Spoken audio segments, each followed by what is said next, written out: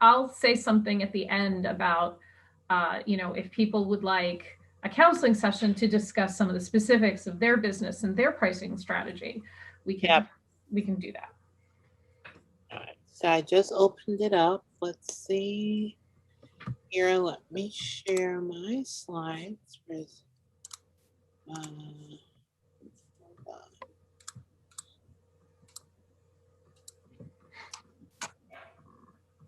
Oh, and these slides are in the official SBDC star format.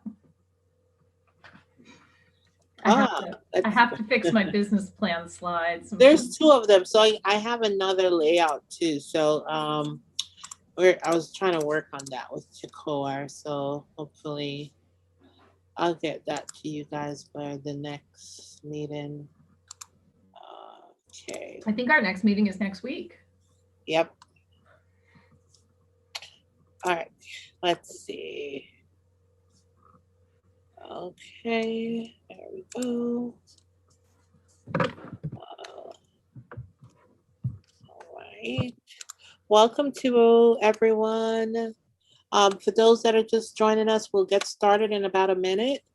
But if you can hear me and you can see the screen, if you can kindly type yes in the chat box, that will help us out. That will let us know that our audio and video is together. It's working.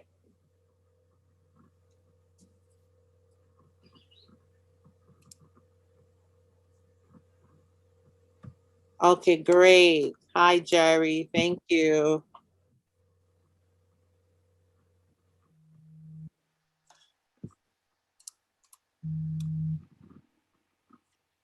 Okay, great. Thank you, Mortala. Hopefully I pronounced your name correctly.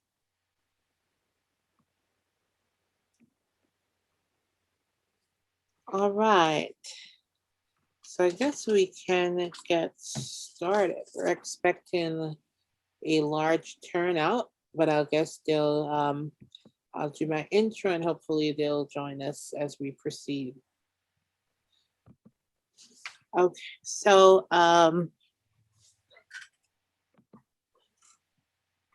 hello to everyone. My name is Priscilla Liebert Calder. I am the event coordinator here at the NJSBDC at Rutgers-Newark. And on behalf of Dr. Tendai Ndoro, our regional director, I would like to welcome you to our webinar on developing a pricing strategy for your business. Now, for those of you who may not be familiar with the SBDC, which stands for Small Business Development Center, we are a resource center for the Small Business Administration. And we are the premier provider of business training and consulting here in New Jersey for small businesses, startups, and entrepreneurs. We are one of 12 centers in the NJSBDC network, each center being responsible for one or more counties.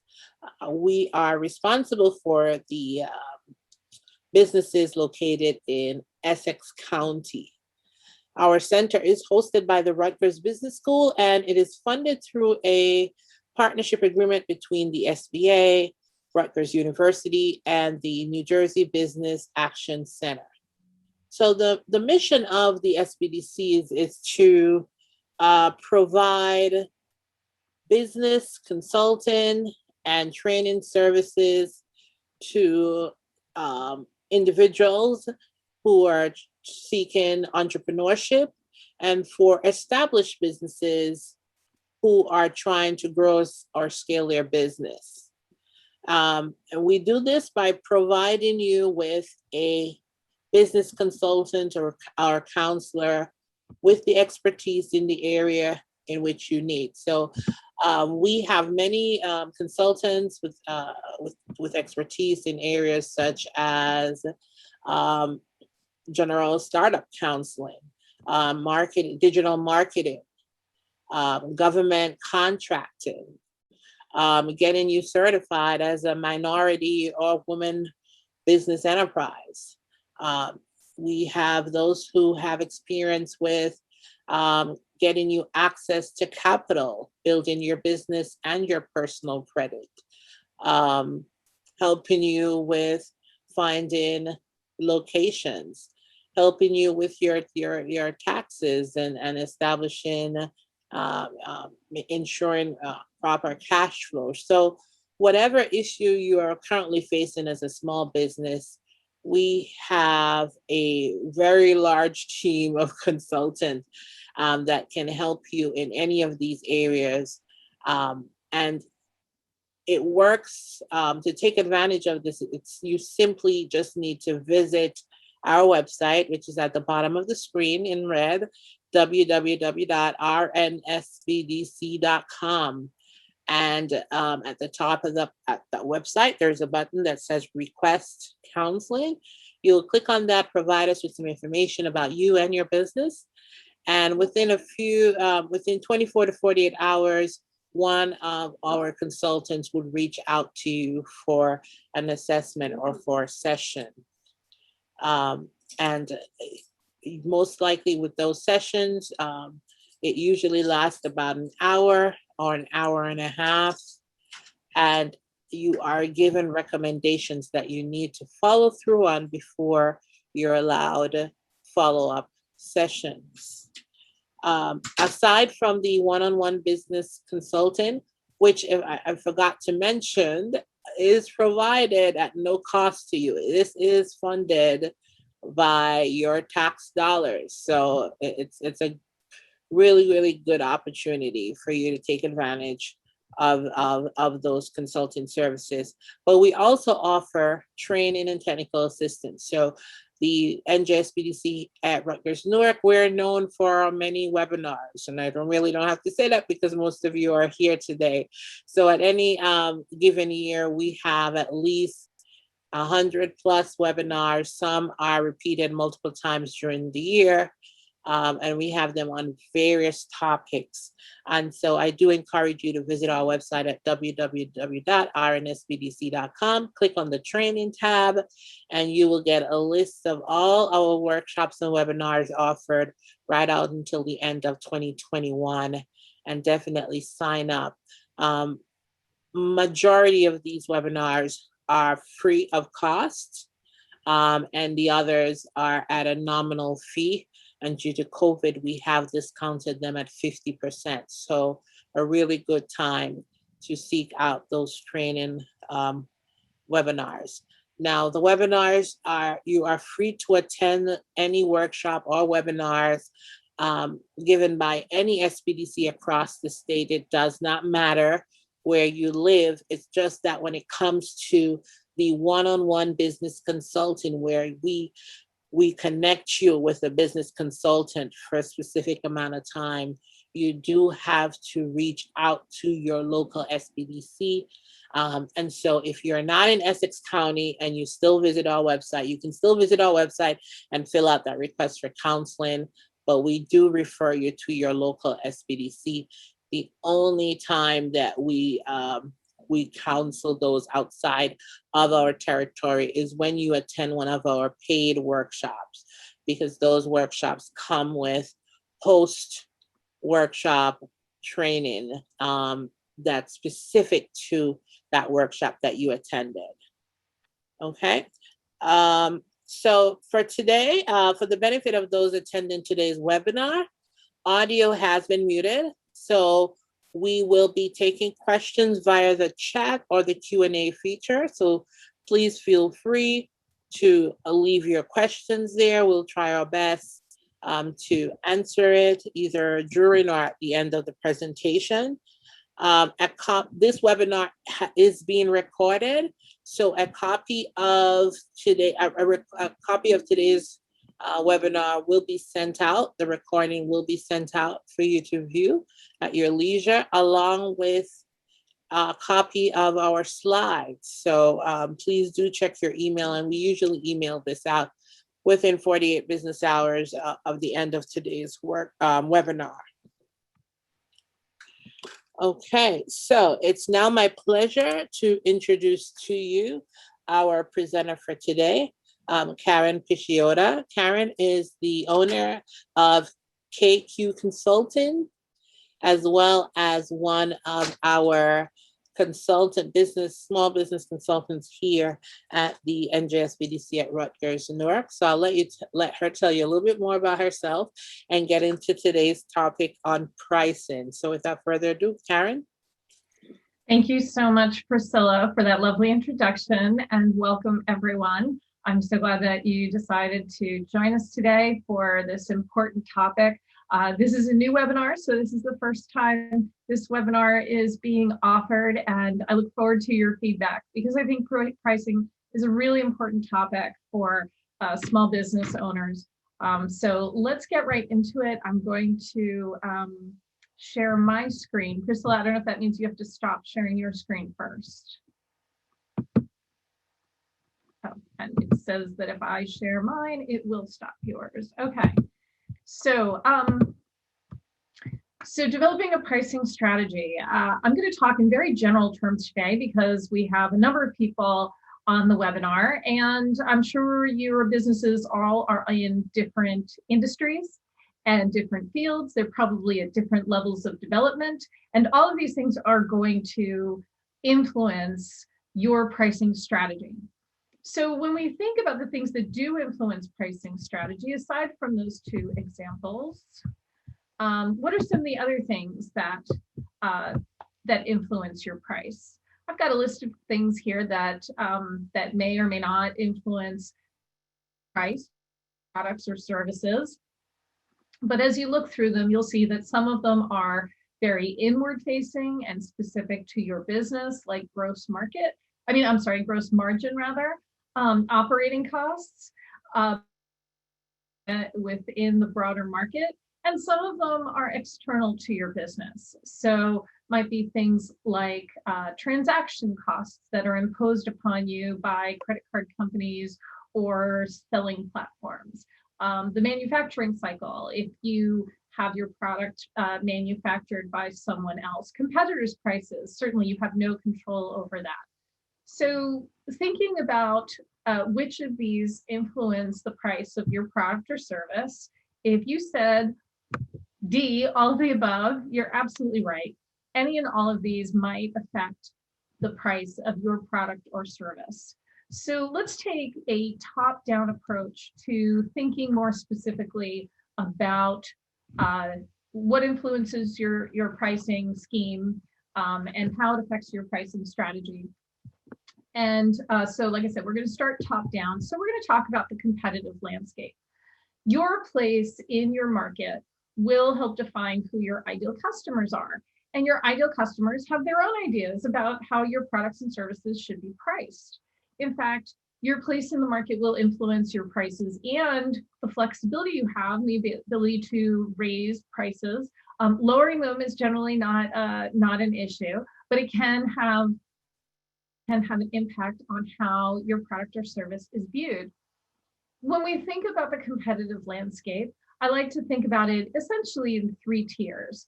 There are luxury retailers like Neiman Marcus. There are mid-market sellers like Macy's right there in the middle, solid, well, to give you that mid-market price, neither the most expensive nor the least expensive. And then there are bargain hunters, paradises like Marshall's. A Marshall's shopper would be somebody who would be much more price sensitive than somebody going to Neiman Marcus. If you're a Neiman Marcus shopper, you're probably not terribly concerned about price. You're willing to pay a premium for the goods that are available there. So when we think about our own place in our market, that's going to affect who our ideal customers are, how price sensitive they are, how that affects our ability to raise prices, where we fit in. If you have Neiman Marcus prices, but you have Marshall's shoppers, you're definitely going to find that there's a disconnect and you're going to have trouble moving product. If you have Neiman Marcus prices and Marshall's shoppers, you're going to have trouble selling your product or service. So where you are in the market, where your customers perceive you are in the market is very important and has a real impact on your pricing strategy. Manufacturing cycle and market trends also affect your pricing. Depending on where you are at any given moment in the manufacturing cycle, in the calendar, in the cycle of a trend or a fad, will have an impact on your prices. At the beginning of a season, the very beginning of a trend, prices are probably rising. There's increased demand and people are interested in those products. Think about pre-holiday season, think about the beginning of a season, certainly in the apparel market, certainly new products come out and they're fully priced. And peak season, things are moving off the shelves and retailers are very happy. They're probably getting full price or close to full price, and that's the sweet spot. But as the season goes on and the trend continues, people might start to grow tired of this merchandise. People might start to think, well, you know what, that's kind of already becoming passé, or that trend is waning, or it's the day after Christmas and I'm no longer interested in Christmas wrapping paper and bows. That's when stores often have their big end of season sale. That's a completely different strategy. That's the time when they are looking to move product quickly because they realize that the season is over, or if it's a trendy item or a fad, the item is over and they want to get whatever price they can for that product. So this cycle of moving into a new season, product available, large selection, lots of buyers that are interested in whatever is of the moment, reaches a sweet spot and then declines down the other side, and prices usually do as well. So thinking about that and the impact of that on your industry, your products, can have a big impact on your pricing strategy. Another big thing that will affect your pricing strategy is price sensitivity. And different consumers have different levels of sensitivity depending on what they're buying. In addition to my example earlier of the Neiman Marcus shopper, the Macy's shopper, the Marshalls shopper, there's also, for any given shopper, there are different levels of sensitivity to pricing. So for instance, if someone's buying a new vehicle, whether they're buying a Honda or a Ferrari, they're probably at least somewhat sensitive to pricing, maybe less so for the Ferrari buyer, but still, they're probably going to shop around. They're probably going to go to different dealerships, see what kind of customer service they're going to get, see what kind of price they're going to get, examine the product for different features that they might want, but they're probably going to be somewhat price sensitive. On the other hand, when they're buying gas for their vehicle, they probably are less price sensitive. They might be somewhat price sensitive, but really in the oil and gas industry, the price sensitivity is really at the retailer point. Retailers pay close attention to what price other retailers are selling gasoline for and adjust their prices accordingly. Now, you might have your favorite that generally has reasonable prices, but from it's more of a commodity product. And from gas station to gas station, there's not going to be a huge difference in the product, and there's probably not going to be a lot of difference in the price because the industry is itself. So the consumer does not need to be nearly as price sensitive. When we look at some of the other things that people might buy, groceries, people are generally moderately sensitive to the price of groceries. They might have a particular grocer that they go to, a particular store or a chain of stores that they like, and they might feel that they get everyday low prices at that store. Or they might feel like they always get better quality and it's worth paying up for. Or there might be people who fit a mix of these. They might feel that they'd rather pay for name brand products in a grocery store that offers everyday low prices, and they might splurge on particular things.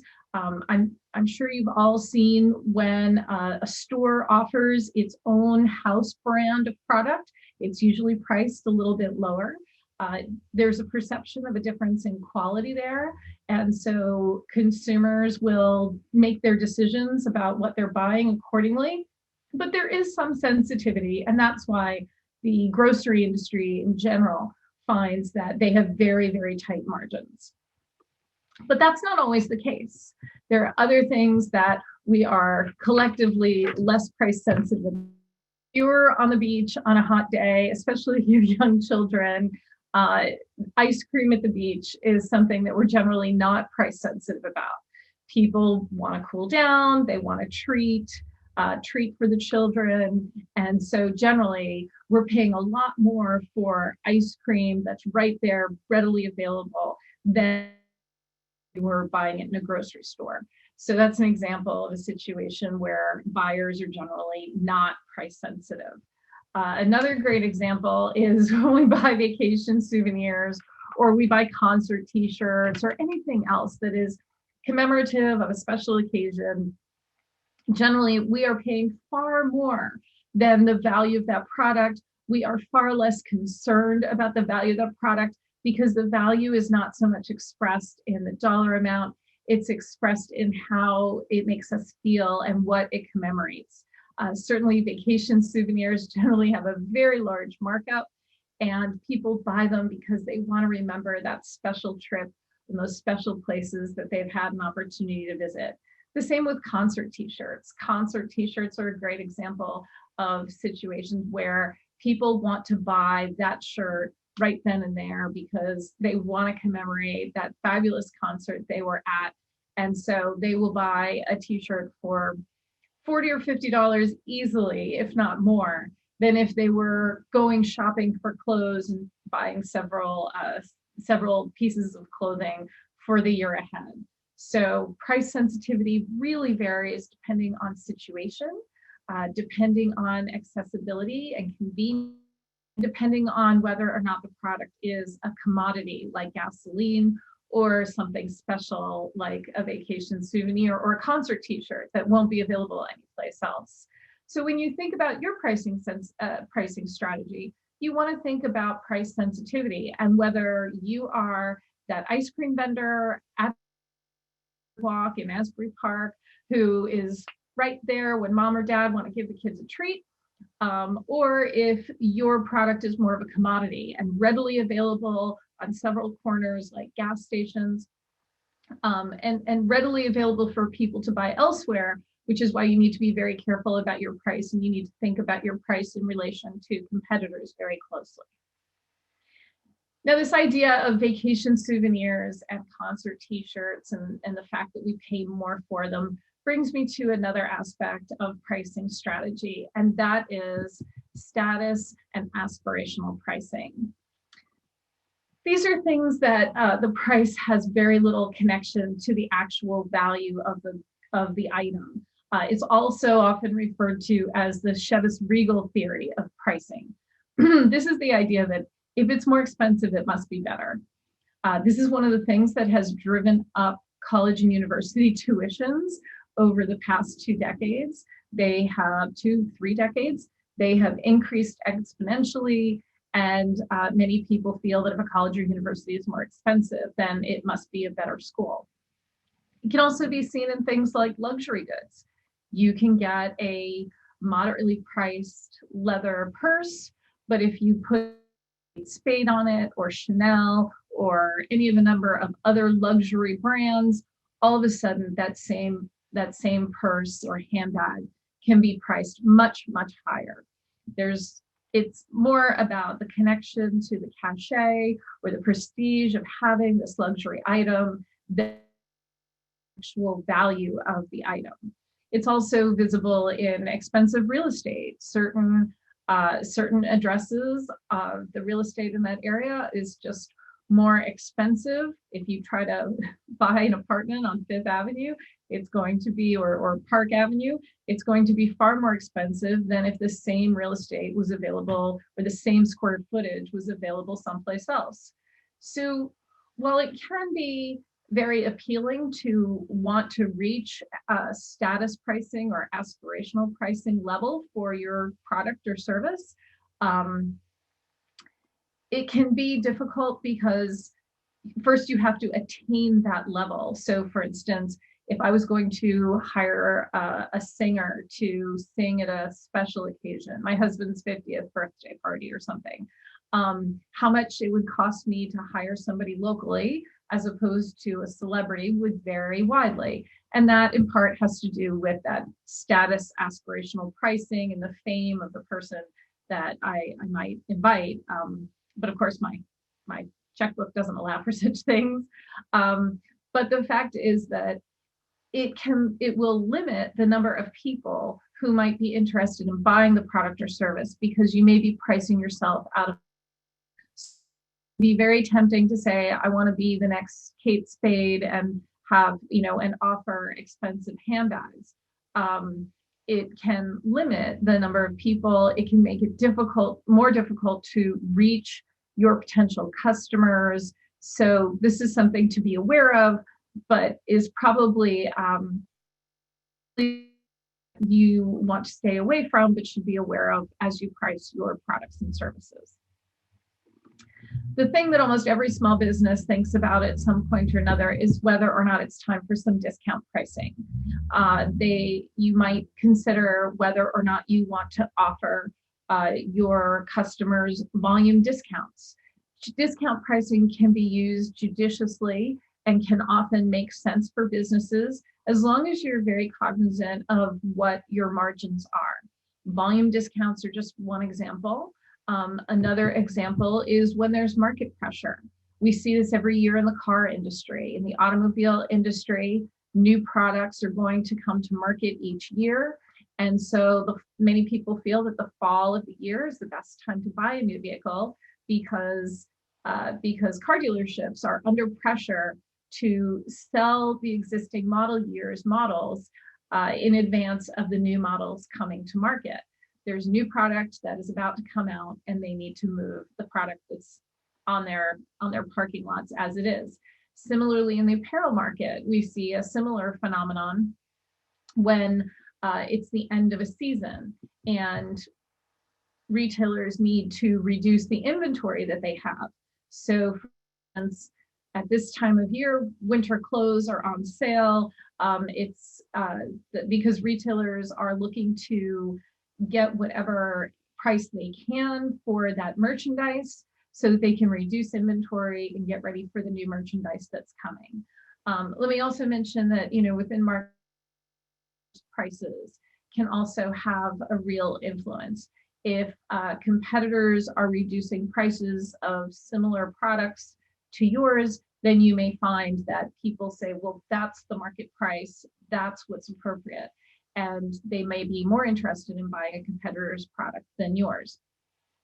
That's often where you want to make sure that people are aware of what differentiates your product from a competitor's so that perhaps they can see that there's more value there than just the absolute price. Another example that I want to mention when it comes to discount pricing is loss leaders. Grocery stores do this often. Costco does it all the time. In fact, at Costco, it is well known that the roasted chicken at Costco, which I think is priced at like $4.99 or $5.99, the Costco chicken is a loss leader. Costco loses money on every single chicken it sells. Now, why would a retailer do that? That makes no sense. There's no margin. You're losing money. Why even let the product go out the door? The Costco chicken is indeed a loss leader, and it's well known. And Costco refuses to increase the price because they recognize that it is actually really good value for the money. People can walk in, buy a chicken, an easy dinner for their family. The fact of the matter is that it is worth it for Costco to sell its chickens, its roasted chickens, at a loss because studies have shown that when someone goes in and buys the Costco chicken, they're probably buying enough other products that it more than. Now, having a loss leader is not something I can readily recommend to every small business owner. It is an approach that has merit, but only if you are confident that people are going to do more than just come in and buy the chicken the way they do, which is not what they do at Costco. When they buy the chicken at Costco, they're also buying other products. They're walking through the store. You notice the Costco chicken is always all the way in the back of the store.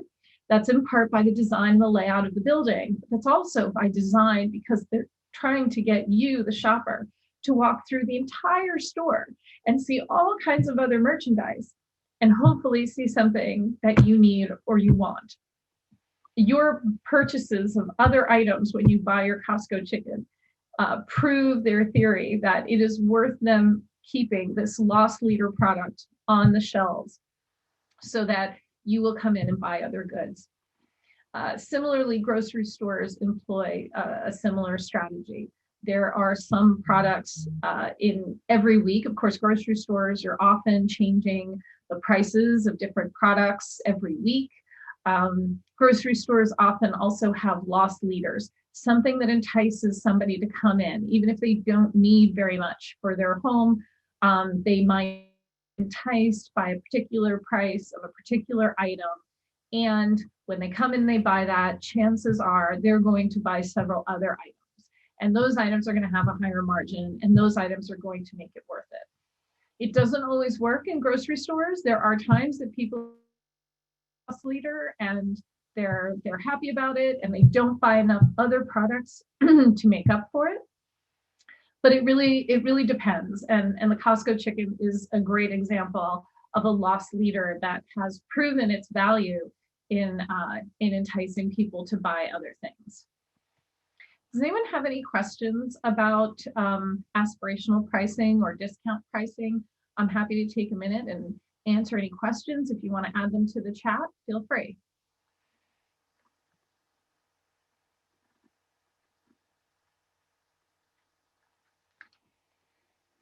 Okay then. We're taking a very top-down approach. So I started talking about the market and started talking about customers. And now we're going to get even more narrow. And we're going to look at a couple of examples of a couple of fictitious businesses. I absolutely made these up. I made these numbers up, but they illustrate how important it is for you as a business owner to know the numbers for your business. You need to know your revenue, you need to know your gross margin, you need to know your operating costs, and you need to know your break-even point. So let's take a look at a couple of examples. My first example here is Jenna's. So Jenna has a successful juice bar and things are going great. And then suddenly there's a problem in California and fruit crops are horrible and there is a lack of availability of fruit and the fruit that is available is much more expensive than usual. Fruit prices have risen 60%. What's she going to do? Well, she realizes that she can't increase the price of her products by 60%. Her customers are more price sensitive than that. She doesn't have that what's called price elasticity, meaning she can increase the price and it won't affect revenue. People will still come and buy it. That's not the case for juice bars. People are a little bit more price sensitive when it comes to a juice bar. And so Jenna decides that she's going to split the difference. She is going to raise her prices by 35% and absorb the cost of the additional increase because she's confident that fruit prices are not going to stay 60% higher than usual indefinitely. She feels that this is an aberration in the market that is going to sort itself out over time. So she absorbs part of the increase and she passes part of the increase onto her customers. Nevertheless, because she raises her prices 35% and fruit prices rose 60%, her gross profit declines. Ranjan, I will get to your question in just a minute. So some time goes by and Jenna is managing, but she does have, thinner margins. Her gross profit has declined. Time goes by and the market does sort itself out a little bit. Fruit prices readjust, but they're still 45% higher than they originally were. And Jenna decides that she's not going to make any other changes to her prices. So what is the result to the net change in her gross profit? Well, her gross profit but it's still not back to its original level because fruit prices are still 45% higher, and she only raised her prices 35%. This is a situation where a business owner needs to be very careful. You need to think about the impact on revenue as you increase prices. Are people going to decide to purchase elsewhere? Are they going to decide not to purchase at all? Certainly a juice bar is a nice to have, not a need to have product. And so people may choose, if prices go too high, I'm not going to buy juices at the juice bar anymore. I'm not going to buy smoothies at the juice bar anymore. But at the same time, when prices rose and she only raised her prices 35%, even though prices over the longer term sorted themselves out to be 45% higher, Jenna basically decided that she was comfortable with a smaller gross profit. Now, in the long term, she's going to need to take a close look at her operating expenses and make sure that her revenue still supports her operating expenses. But she's going to be able to do so with less profit on every smoothie or juice that she sells. How does pricing in granite countertop work? I came across a major granite distributor who deals only with fabricators and not the end customer. They need the customer to have a fabricator reference when they visit the store. So granite countertops generally are by the square foot. And now granite is a natural product. So, and it's made by the earth. And so there's a finite supply of it. Different granite countertops are different prices based on supply. Certainly there are some very rare and unusual pieces of granite that might have particular colors or natural swirls through them. Because remember, it is a natural product, so the colors in it vary from piece to piece. But there are granite suppliers that will sell direct to customer and those that won't. Now, one of the things about granite in particular is that once it's cut, it's cut. And when a company is installing a granite countertop, they plan where they're going to cut the piece of granite very carefully in advance. They've probably come to your home to make a template so that they know that, that the piece of granite is going to be cut properly.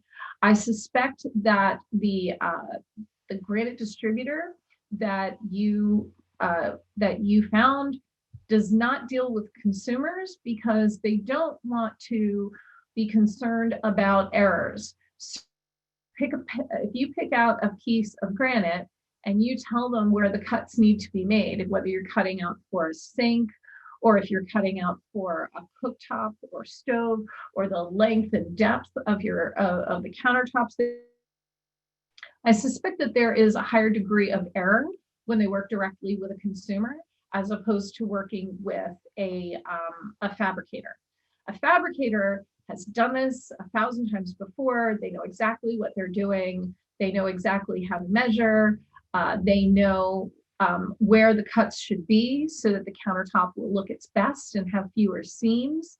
And all of these go into the level of expertise. As a homeowner, as an individual consumer, unless this is your area of expertise, you're probably not nearly as well versed in granite and stone countertops and natural products and where cuts need to be made and how to create that template. I know that when my husband and I redid our kitchen 2 years ago, I learned a great deal about natural stone countertops and would not have had the wherewithal to embark on doing that on our own without an expert to guide us.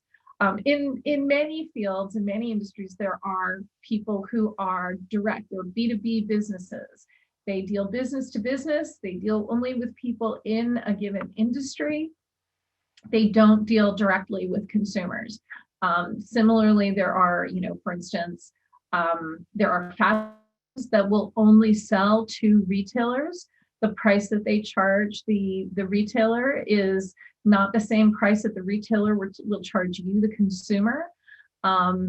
So there are a number of different industries where there is a B2B element.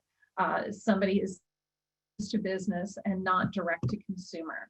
So you may have to find another provider that has Granite and does sell direct to consumer.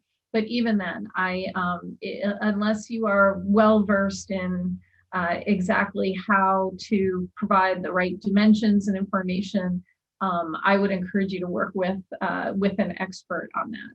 I hope that answers your question, Ranjan. You're very welcome. You're very welcome. Does anyone else have any questions that they want to ask? Whether it's about Jenna's juice bar or countertops or anything else. And that, these points illustrate why this webinar needed to be fairly general, because the difference between different industries can be significant. I'm going to move on to another example that I created, and this is for Brenda's beautiful bracelets. So Brenda makes bracelets herself, and she charges $40 for them. And she is so proud of that price. She's like, this is great. I love making the bracelets. And I make them with, high quality beads and foundings. And so she's able to charge $40 for them. And they have $25 for COGS, cost of goods sold, that goes into those bracelets. And she's been very happy with this. This is her side hustle. She's not looking to turn this into her full-time employment right now. She has a day job kind of thing. She sells these at pop-up shops and to friends and family and through word of mouth on the side. So she is enjoying a 37.5% gross profit margin on her bracelets. And that is the difference between the $40 that she's charging per bracelet and the $25 in the products that she uses to make the bracelets themselves. She estimates that her operating costs are running at about $240 a month. And that's for her website and some marketing and maybe a student that helps her on the weekends when she needs some help making bracelets or packaging them. And some other ancillary costs, some marketing materials and such. So when we look at Brenda's beautiful bracelets, we see that on a monthly basis, she needs to sell at least 16 bracelets in order to break even. Now, this was a revelation to her because she thought, I'm doing great. I'm making $15 on every bracelet. But the thing is that if you look at her operating costs of $240 a month, and you divide that by 15, you see that she has to sell 6 bracelets per month just to break even. So it's not until the 17th bracelet that she is actually making a profit. This, as I said, was a revelation to her, and she has been thinking about whether or not she can sell 16 bracelets a month. Now, during the late November into through December holiday selling season, she's selling lots of bracelets. And so she figures she does really well during that season. But the problem is that in February and March, she's not selling quite so many bracelets. There aren't nearly as many pop-up stores. So Brenda needs to think a lot about her pricing schedule, her pricing strategy. Is a 37.5% gross profit sufficient?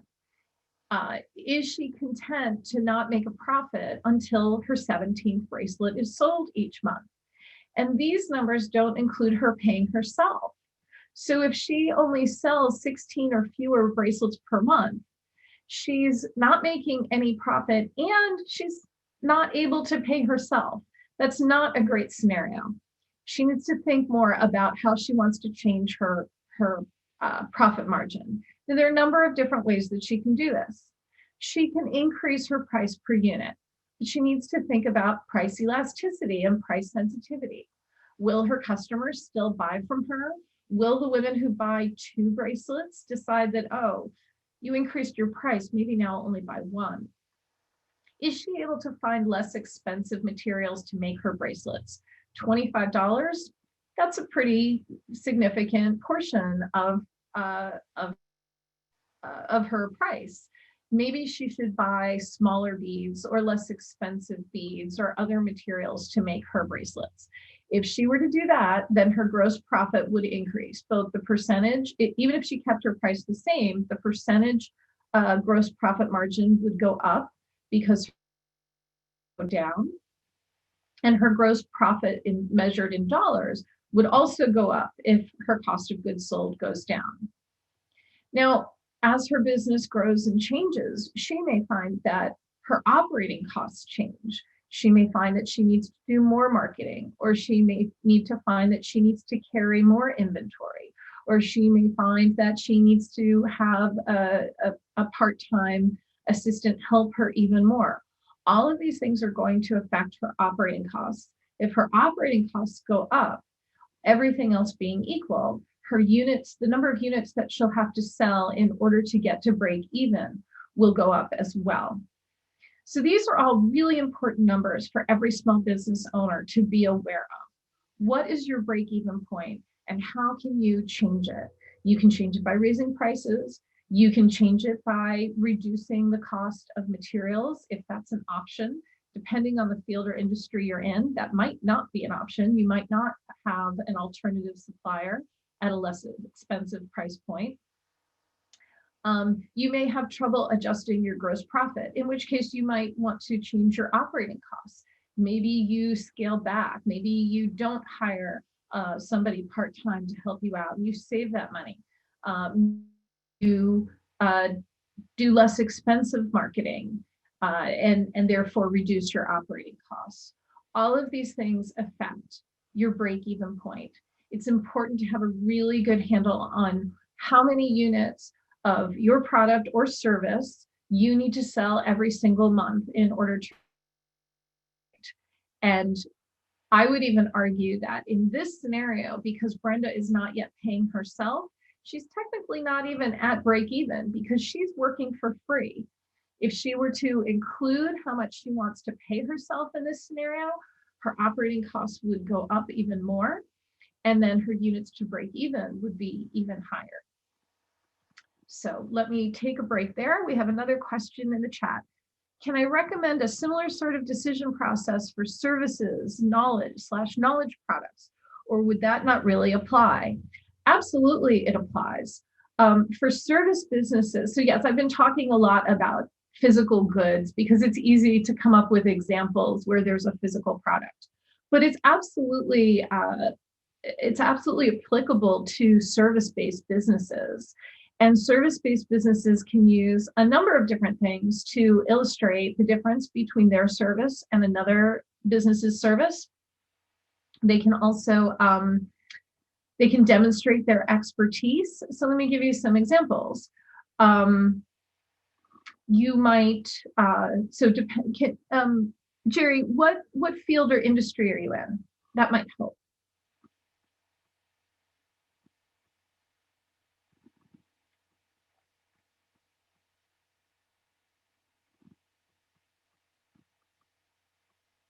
Okay, Jerry, if you would add your field, your industry to the chat, that would be helpful.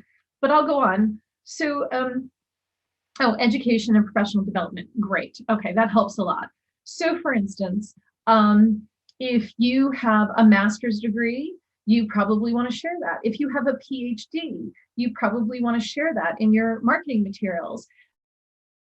Level of education that you have attained in order to get where you are and your level of expertise.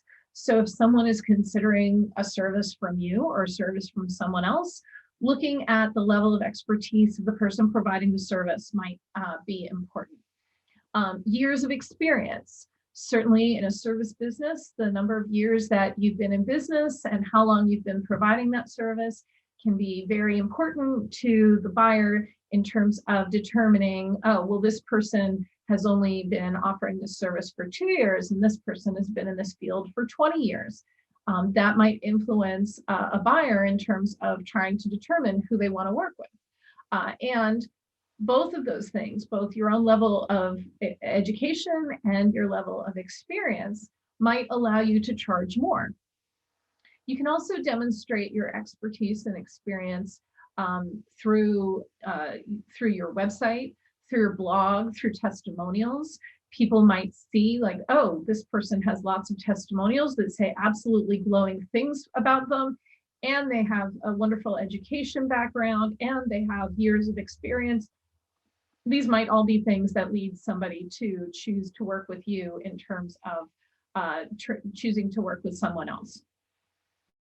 There are any industry accolades that you've received, any peer review written materials. Certainly we see in the education field, we see that colleges and universities often want their faculty to publish, right? Publisher. And so by putting out publications, someone in the education field can demonstrate their expertise, raise their status, raise their price in terms of consultation fees, speaking fees, maybe even get a higher salary from the college or university. So there are a number of things that service-based people can do to kind of raise their game and illustrate to everyone why they should be willing to spend more to engage them for the service that they provide. I hope that helps, Jerry.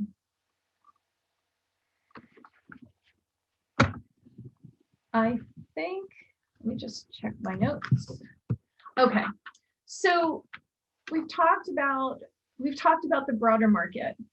You're very welcome, Jerry. We've talked about the broader market, and we've talked about customers and their potential price sensitivity and the various things that influence that and how different industries can be affected.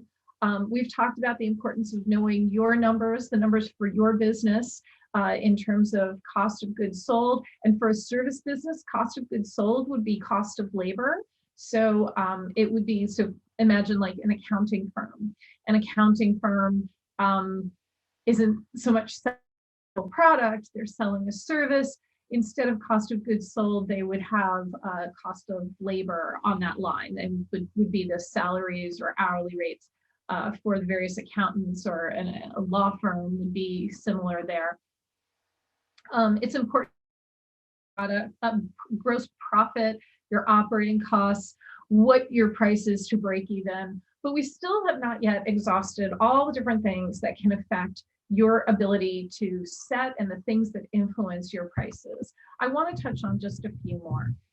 For instance, customer expectations. Customers have expectations about what you're going to charge for your product or service. They have ideas about what they think it's worth and what they're willing to pay for. One example is free shipping. Everybody loves free shipping. They love when they're buying something online and woohoo, free shipping. But free shipping isn't really free. Sellers are factoring the cost of shipping into their price. That's why they might require a minimum purchase in order for you to get free shipping, which is great for them because then you're buying more. So they're all the happier to give you free shipping. They might have a specific arrangement with UPS or FedEx that brings their price down than those of us who rarely use such services and pay, a full retail price for them. But usually free shipping, the cost of free shipping is already built into the price. So while it feels like the consumer feels like they're getting something for free, it's rarely the case. It's usually already built into the price. Another example is transaction fees. And as a provider, you have a choice on whether you're going to absorb the costs or pass those on to the customer. And there are a couple of different ways to do that. Will tell you that there is a minimum dollar amount in order to use a credit card. Some businesses will tell you that you'll get a modest discount if you pay in cash because they're not incurring those transaction fees. Some businesses will just increase their prices across the board so that the price that they ultimately get after transaction fees is the price that they hope to get, in which case they've fully passed that on to the consumer. So there are a number of different ways that can be that can affect pricing. And you as as a small business owner, need to think about what transaction fees, if any, you're incurring when someone purchases something from you, and whether you're going to pass those on or absorb some of them yourself. There are a number of nonprofit organizations that will tell you that when you're making a donation, they'll tell you how much the fee is, and they tell you that if you take your donation plus the fee and donate that, then you are taking care of the fee for them, and the full amount of your donation is able to go towards the good work that they do. I have had services. I engaged an architect 2 years ago when we did our kitchen, which is where I learned about granite countertops. And the architect, you can pay me through my site. He had a system set up that I could just use my credit card and pay. But he said, if you pay with a check, it's going to be a certain percentage less, because then I won't incur transaction fees. And when you're talking about something that costs thousands of dollars, like the services of an architect to design a fabulous new kitchen, I still, even though it's 2 years old already, it was well worth it for me to hand him a check instead of use my credit card in order to pay for his services. So transaction fees, depending on the size and the price of the item, can add up, and it can make a difference, and it can influence the buyer in terms of how they want to pay you, and it can influence how you price your product. Because if your product is a very low cost product and you're incurring transaction fees on every purchase, they can add up, and you might need to increase prices across the board so that you're passing on all or some of that to your buyers. Another example is preferred features and add-on pricing. So for instance, I'm sure we've all seen, we've all purchased something, we've been asked, do you want to buy purchase protection for that, which is essentially insurance for the item that you're buying. The auto industry is famous for this. There are a number of other big ticket items. I was once offered purchase protection on a couch in case it got damaged, and I had very young children at the time, so it seemed like a good idea. But there was an added cost for that. Or sometimes there are products that are in certain colors, and some colors are more expensive or less expensive than others. That might be because of supply and demand. That might be because some of the colors are so last year and some of the colors are new and on trend. There are a number of different ways. There are businesses that will add on service. For instance, there are many nail salons that will also offer you other services, but there's add-on pricing. There's also bundled pricing. If you get a manicure, it's one price. If you get a manicure and a pedicure, it's less than the cost of the two of them together. Progressive is always advertising their insurance bundled fees for home and auto. So preferred features, add-on pricing, those are all strategies that you can employ depending on your particular business or industry. There's also ease of purchase, convenience. Like my example earlier of getting ice cream at the beach. It's there, it's cold, it's refreshing, the kids are happy, you're gonna pay more, and you're paying for that convenience. The same with the concert t-shirt. It can't be purchased anyplace else. It's super convenient and it's way overpriced, but you had a great time at the concert and you really want that t-shirt to commemorate it. You're going to pay more because it's easy and convenient. That's also a big part of Amazon's strategy and Amazon Prime. They know that society is very on-demand oriented, and so by paying that monthly fee for Amazon Prime, it's super convenient, and they will get your products to you really, really, within 2 days. You, the consumer, are paying for that convenience. Me, the consumer too, are paying for that convenience, and we often are willing to trade time and money. So we're willing to pay money to get back some time by getting our products faster and not having to go to the store. So can also influence online buyers. There is a whole phenomenon and school of thought about abandoned shopping carts. And that doesn't mean shopping carts that are left off in the parking lot. That's a reference to when people are shopping online and they put things in their cart because they want them, and then they abandon them and they don't follow through with the purchase. And this can be for a number of different things. It can be because it's too difficult to check out. It can be because their preferred purchase method, that whatever, maybe the site only takes Visa and they want to pay with American Express. It can be because ultimately they realize that the price is not what they're willing to pay. So ease of purchase can influence online shoppers as well, and can have a whole effect on inventory, because many inventory systems will count something as purchased if it's sitting in a shopping cart. So if you do a lot of selling online, I encourage you to look into the phenomenon of abandoned online shopping carts. It's really kind of fascinating. So I've covered a lot of ground, and you're probably at this point saying, wow, there's so much that goes into pricing. How am I going to figure out what it would be? Your pricing strategy is going to be developed based on lots of different variables. I gave you that lengthy list in the beginning. So many, maybe even all of those might come into play. It really depends on your business. But when we think about your price, to be based on a mosaic of different influential factors and variables. So here you see that there are a number of factors that you have very little control over. You have zero control over your competitors.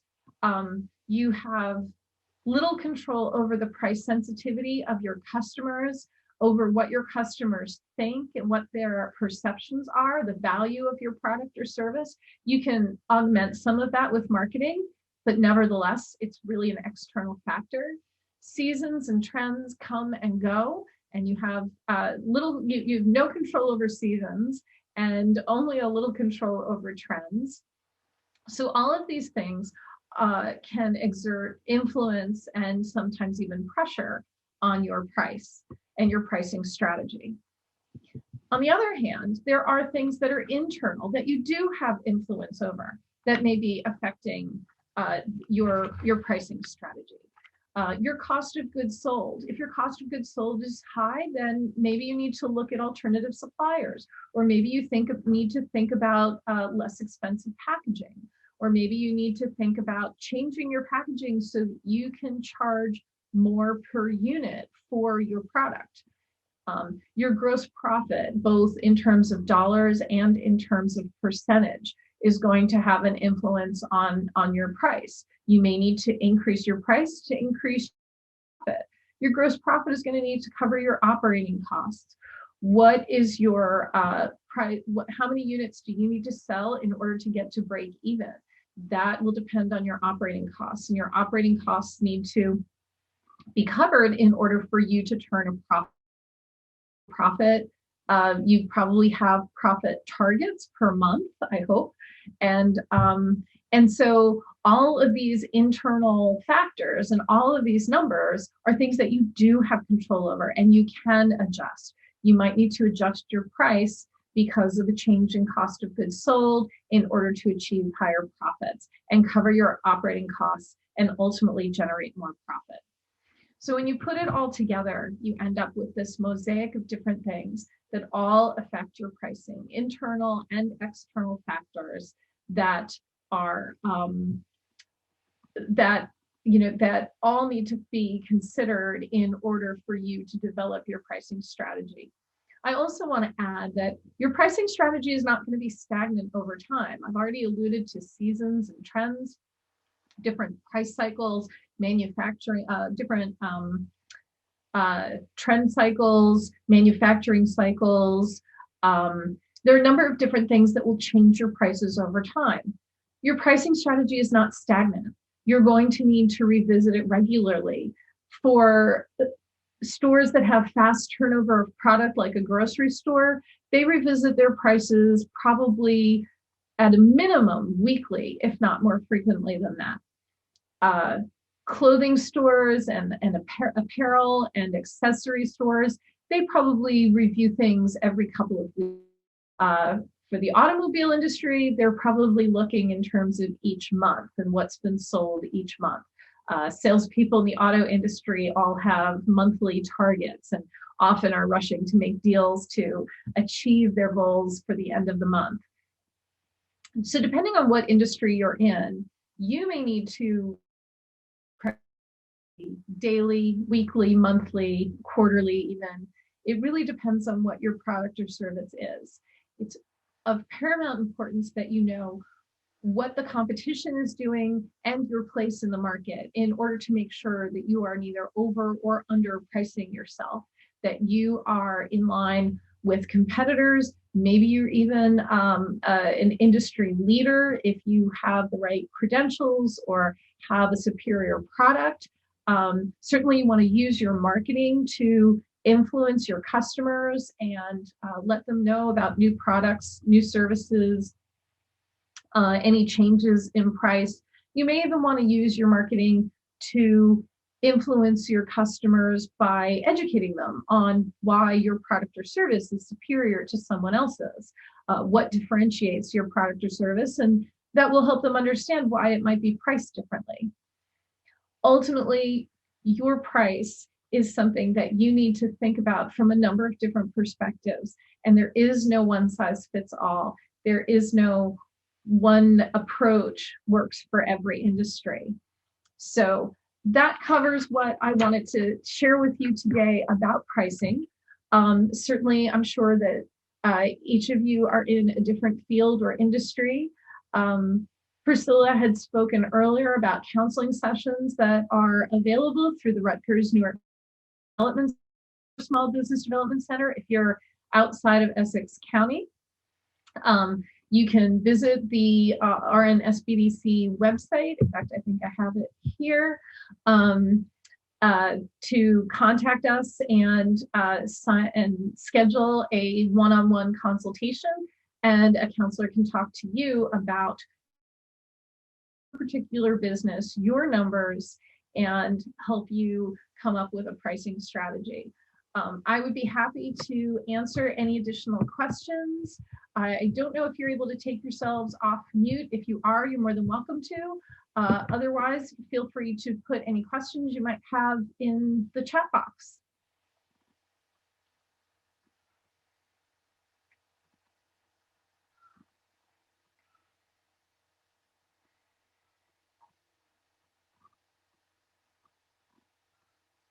No questions at all? I could not have been that thorough.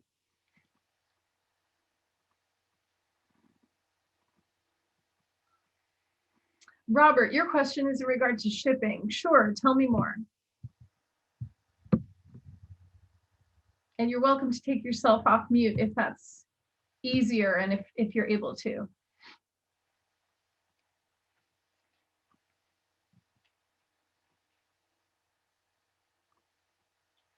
How do we divide the cost of shipping into the product? Robert, can you give me a little bit more information? Is it drop shipping? Is it shipping multiple products to one client, in which case you can bundle it? Is it shipping the product to you for you to sell at retail? Tell me a little bit more. E-commerce receives from your supplier. So your supplier is shipping the merchandise to you, and then you're shipping it out to individual customers. Is that correct? Yes. Okay. So I think in a situation like that, so you're paying shipping from your supplier to you, and then you also have to think about customers. So you're worried about paying shipping both ways. Sure. So I think in a situation like that, certainly the cost of receiving the product is something that you need to build into the base price of your product. That's something you're not going to be, unless your supplier provides you with minimum purchase discounts. If you purchase a certain amount, will they provide it to you with free shipping? Is that an option? That's not an option. Yeah, so I think that the shipping cost for you to receive it, you should count as part of, almost like part of your cost of goods sold, because you can't get it without having to pay that shipping cost. So that should be priced into your product. Now, in terms of e-commerce and selling it at retail to your customers, then you can consider a number of different options. You can increase the price to reflect that cost. You can pass that cost on to your customers, or maybe you go somewhere in between and you say, okay, there's a flat X dollar cost for shipping, and it's not the full cost of shipping. You've absorbed part of it and you're passing part of it on to them. You might even consider employing like a bundling shipping strategy. So if they buy one, the shipping cost is $, but if they buy, if they buy 3, the shipping cost is $8, so less than it would be if they bought each of them individually. And maybe if they buy 5 or more, there's free shipping. You'll have to look at your margins to think about how much, and think about the price sensitivity of your, figure out exactly where that sweet spot is, where you're not eroding your margins too much by absorbing too much of the cost of shipping yourself, but you're not passing on too much of the cost of shipping to your customers where they find that it's a bit of a turnoff and they don't want to purchase.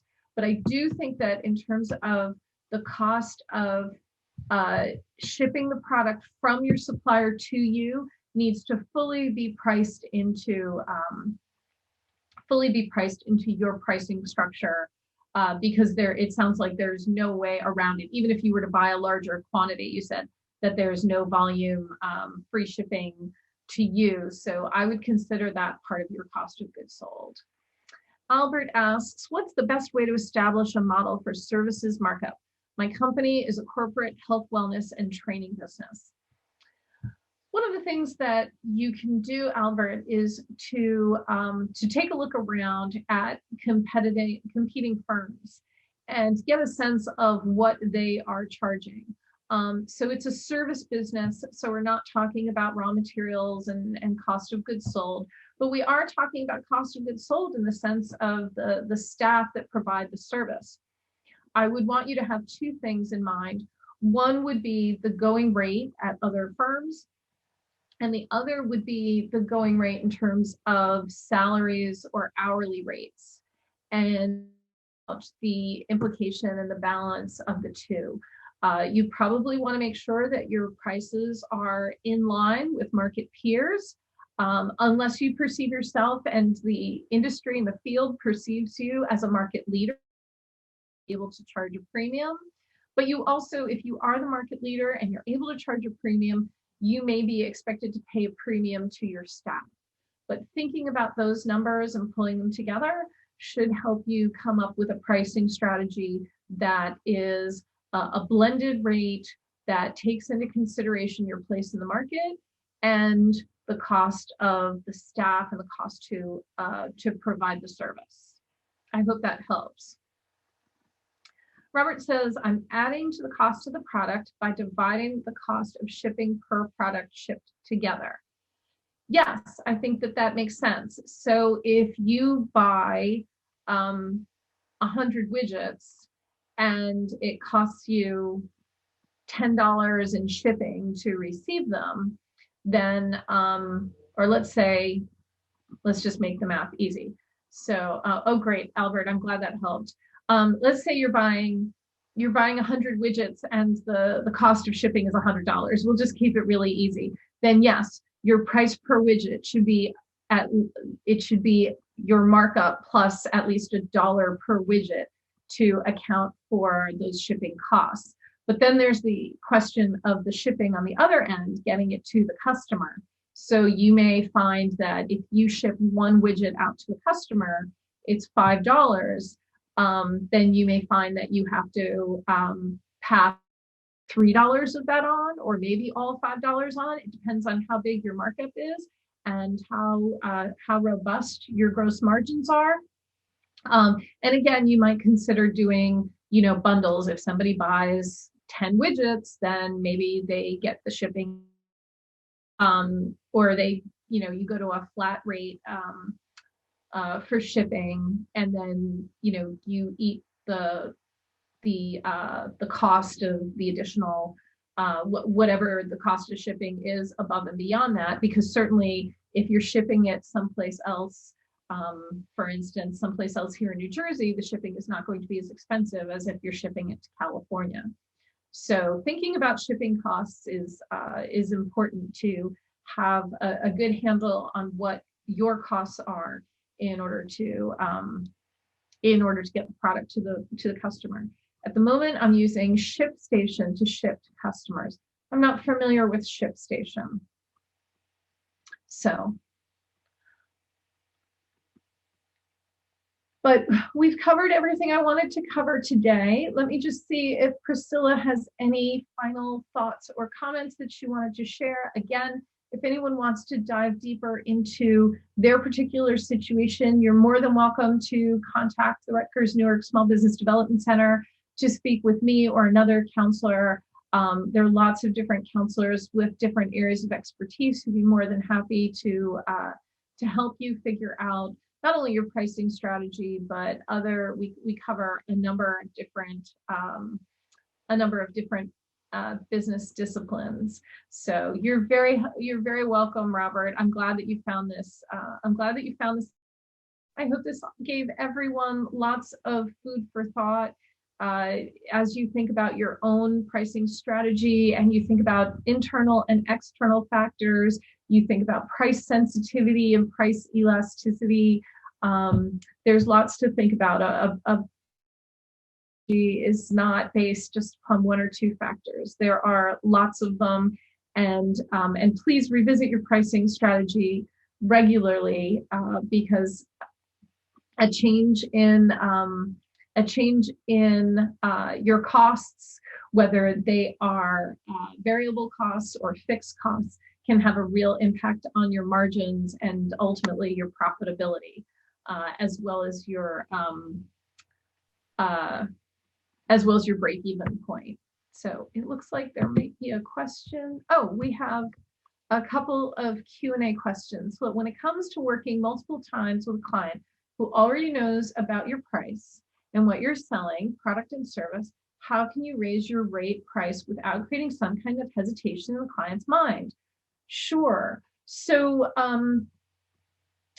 when you have a well-established price, then, and you are making a change, especially if it's a change when you haven't made a change in a while, sometimes it's helpful to give people advance notice.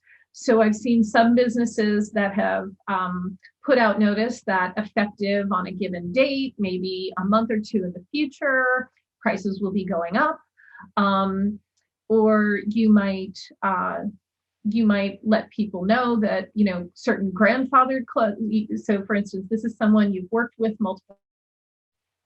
So you might decide that you're increasing prices for new clients and not for existing clients, or increasing prices less for existing clients, kind of grandfathering them in so that they have an advantage given that they've been with you for. There are a number of different things that you can do. It really depends on it in part depends on why you're increasing prices. You don't necessarily need to share that. Certainly, retail businesses rarely announce changes in price, especially upward changes in price. They announce sales, but they don't announce price increases. But then the other thing is that depending on your particular industry, it may be something that's negotiated. So for instance, I have a client that was paying me a certain rate, and I went along with that rate for about a year, even though it was less than the hourly rate that I would normally charge.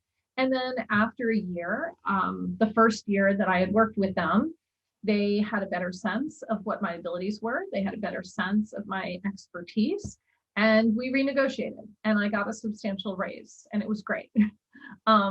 So part of that is negotiating skill, and you can see, you might see this with an accountant or an attorney, or you might just impose the new price. But depending on your field, especially somebody like an accountant, an attorney, maybe a medical professional, some sort of announcement in advance so that the clients are aware of the pending, might be a nice courtesy for existing customers.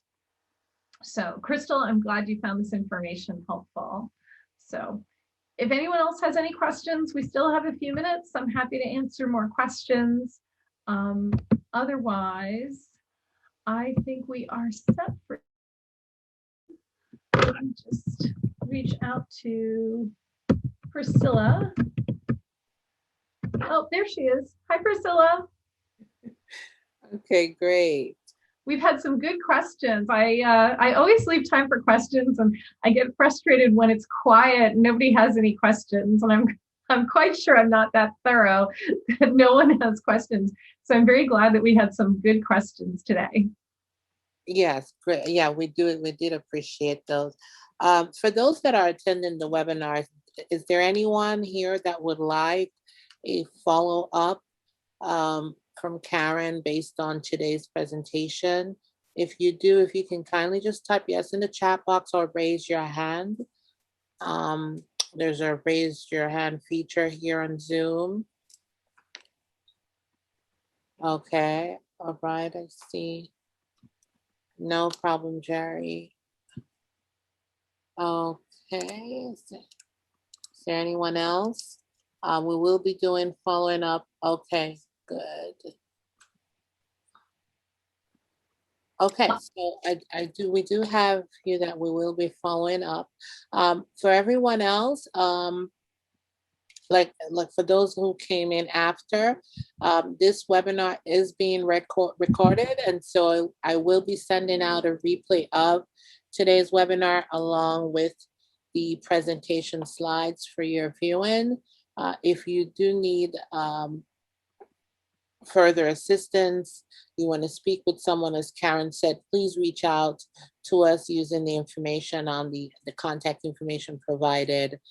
We do have consultants, whether it might not even be about price related, it might be something else, but definitely do take advantage of the services of the SBDC that are provided to you at no cost.